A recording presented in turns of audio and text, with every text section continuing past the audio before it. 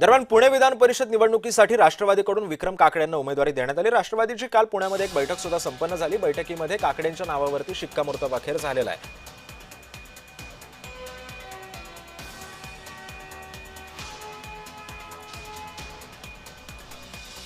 दरम्यान विक्रम काकडे नेमके कोण आहेत त्यांचा परिचय आपण बघूयात। माजी खासदार संजय काकडेंचे ते चिरंजीव आहेत। अजित पवारांचे निष्ठावंत कार्यकर्ता अशी त्यांची पुण्यात ओळख आहे। महाराष्ट्राचे मुख्यमंत्री देवेंद्र फडणवीसांचे अतिशय विश्वासू सुद्धा ते मानले जातात। पेशानं बांधकाम व्यावसायिक ते आहेत।